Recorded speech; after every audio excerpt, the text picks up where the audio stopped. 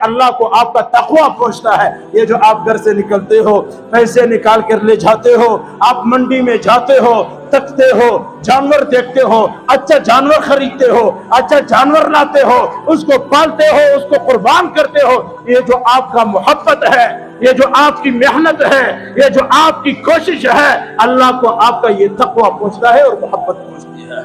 बस अल्लाह इसी को देखता है और किसी चीज को नहीं देखता है। बैल ताजा मोटा, याद रखो अल्लाह के नजर में दोनों बराबर है। इसलिए गरीब का जज्बा, गरीब का तकवा भी कुर्बानी है, मालदार का भी कुर्बानी है। जब दोनों के जज्बात बराबर है तो फिर याद रखो गरीब का बकरा और मालदार का बैल दोनों अल्लाह के नजर में बराबर है, सवाब बराबर है, कोई फर्क नहीं है इसमें। हाँ फर्क है, एक बात में फर्क है। किस बात में? इस बात में फर्क है, गरीब का बकरा है, 20,000 का बीमार बकरा है, इखलास है, तकवा है, अल्लाह की मोहब्बत है, रजा है, अल्लाह की चाहत है, कुर्बानी चाहता है।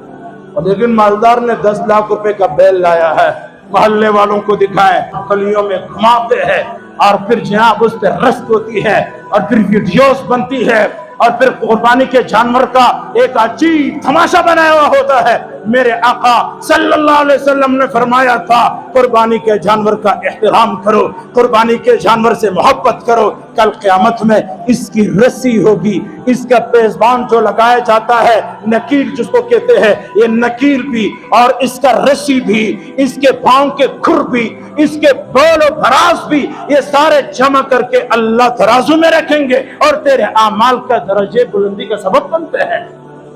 ये गलियों में घुमाने वाली चीज नहीं है। बहरहाल अमीर आदमी ने गाय लाया है 10 लाख का, गरीब ने बकरा लाया है 20,000 का। अमीर का जज्बा दिखलावा है, पास पैसे हैं, उसकी तो कुर्बानी की बातें ही कुछ और है। लेकिन जो गरीब है, मिस्कीन है, मकरूज है, उसके बावजूद भी अल्लाह से मोहब्बत के लिए तरसता है, अल्लाह से इश्क करता है, मोहब्बत करता है। फिर देखिए अल्लाह के यहाँ उसका अजर कितना होगा, मुकाम कितना होगा। मैं वाकयात बयान नहीं कर रहा हूँ कि वाकयात बयान करो जिसमें ये बात साबित हो जाए, बेशुमार है, ये बात साबित हो जाए कि किसी ने कर्ज के बावजूद कुर्बानी की, अल्लाह ने कर्जे से निजात अता फरमाई। बेशुमार मसाले हैं जिन्होंने गुर्बत के बावजूद कुर्बानी की, अल्लाह ने मुश्किल मामलात हल किए, ये भी मिसालें मौजूद है। लेकिन याद रखो दोस्तों, जब जज्बा होगा फिर ये चीजें नहीं देखी जाती। दूसरी बात हम समझिए, सबसे अफजल तरीन कुर्बानी वो है जो रसूलुल्लाह ने फरमाई है। हमारे नजर में वो है, हमारे नजर में वही है। हुजूर अलैहिस्सलातु वस्सलाम ने जो कुर्बानी फरमाई है वो सबसे अफजल कुर्बानी है। भाई बताओ, हुजूर से बड़ा हमारा कोई और हो सकता है जिसका मिसाल हम पेश करें? उसका तो न हुस्न का मुकाबला है, न जमाल का मुकाबला है। हुजूर की सुबह शाम का मुकाबला नहीं है, तो फिर हम जानवर में क्यों मुकाबला दिखाए?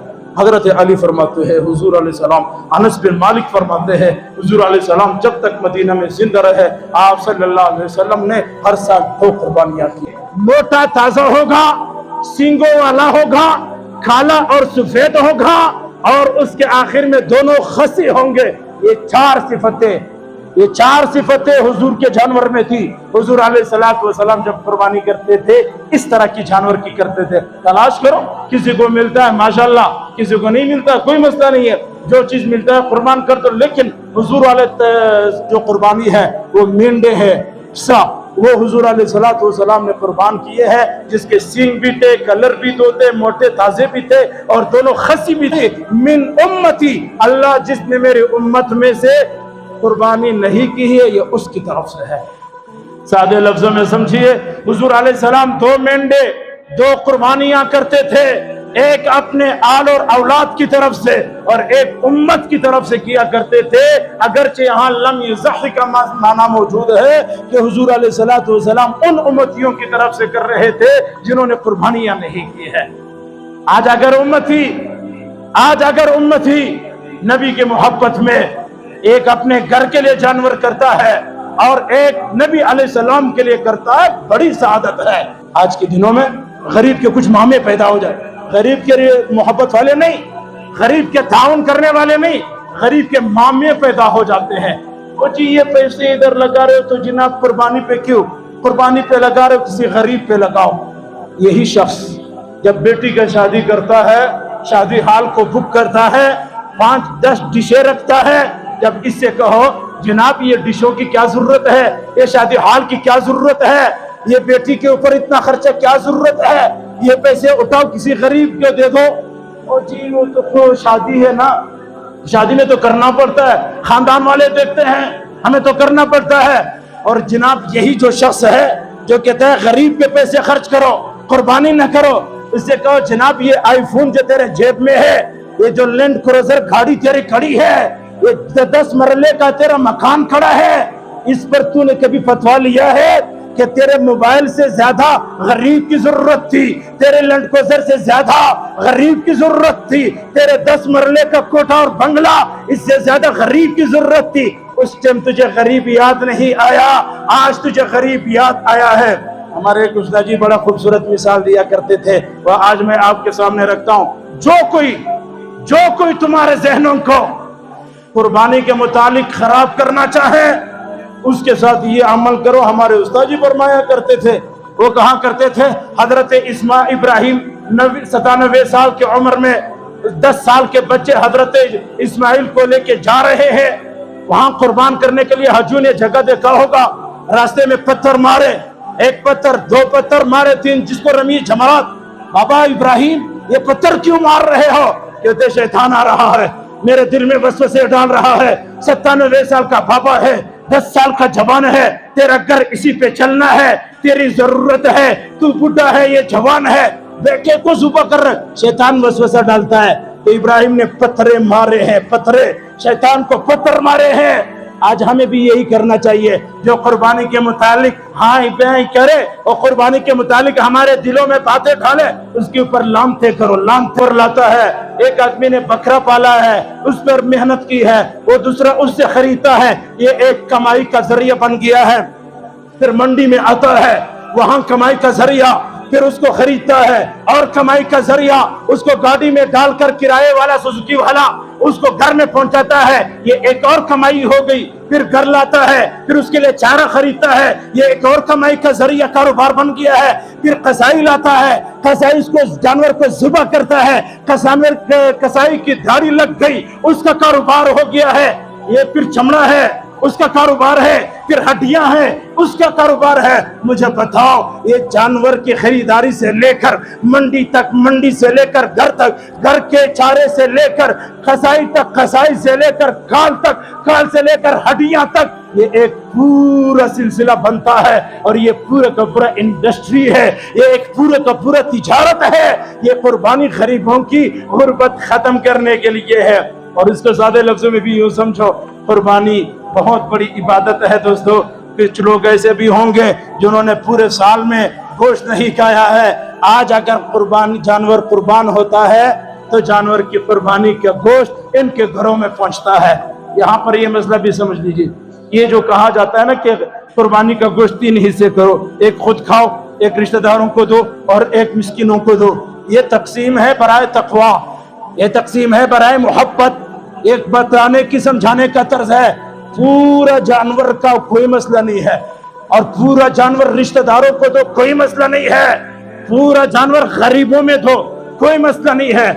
ہمارے ایک محدث بڑے عالم نے کہا اس کو تقسیم ہی نہیں کہتے، اس لیے کہ جانور کا سارا گوشت رکھو تب بھی ثواب، سارے رشتہ داروں کو دو تب بھی ثواب، سارے غریبوں میں دو تب بھی ثواب. یہ کیسی تقسیم ہے؟ اس کو تقسیم ہی نہ کہو.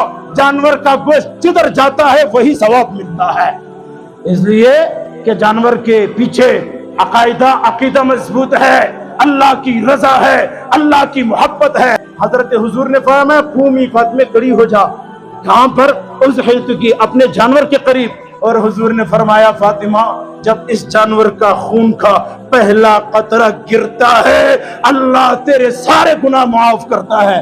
یہ جو جملہ ہے نا بڑا مشہور کہ جانور کا پہلا قطرہ گرتا ہے سب معاف ہوتا ہے، یہ آج کہہ دو بس ایسے اوپر سے گزر جاتا ہے. جب کل کے دن اعمال نامہ ہاتھ میں آئے گا اور پھر تمہیں پتہ چلے گا کہ جانور کے ایک قطرے میں کیا قیمت تھی، یہ اس ٹائم پتہ چلے گا. تو حضرت فاطمہ نے پوچھا یا رسول اللہ صلی اللہ علیہ وسلم یہ بتائیے یہ ہم اہل بیت کے لیے ہے؟ حضور نے فرمایا نہیں یا فاطمہ، قیامت کی صبح تک जो भी कुर्बानी अल्लाह की रजा के लिए करता है, अल्लाह तबारक व तआला उसके गुनाहों को माफ करता है। जानवर को घर के दहलीज पे कुर्बान करो, अपने घर के दहलीज पे खून गिरा दो, खड़े हो जाओ, बिस्मिल्लाह अल्लाहु अकबर की सदा आनी चाहिए। मुफ्ती ज़फ़र अली खान रहमतुल्लाह अलैह कहा करते थे, जो जानवर के करीब खड़ा होता है बिस्मिल्लाह अल्लाहु अकबर बुलंद आवाज से पढ़ता है, अगरचे जानवर में उसका हिस्सा नहीं है, अल्लाह उस जानवर का सवाब फिर भी अता फरमा देते हैं। खड़े होकर के ये पढ़ा करे उसके जानवर के बिस्मिल्लाह अल्लाहु अकबर बुलंद आवाज के साथ, और जानवर को अपने हाथ से ज़ुबह करे, अपने हाथ से ज़ुबह करे। ये बहुत बड़ी फजीलत है। हुजूर अलैहिस्सलाम ने हज्जतुल विदा में 100 ऊंट कुर्बान किए थे, 63 ऊंट के लिए। बुखारी शरीफ में है, हुजूर ने अपना आस्तीन उठाया, बुखारी शरीफ में है, जब हुजूर ने आस्तीन उठाया आपकी ये जगह चमक रही थी, आपने एक वो चुरी उठाई या तेजधार आला उठाया और आप आगे बढ़े।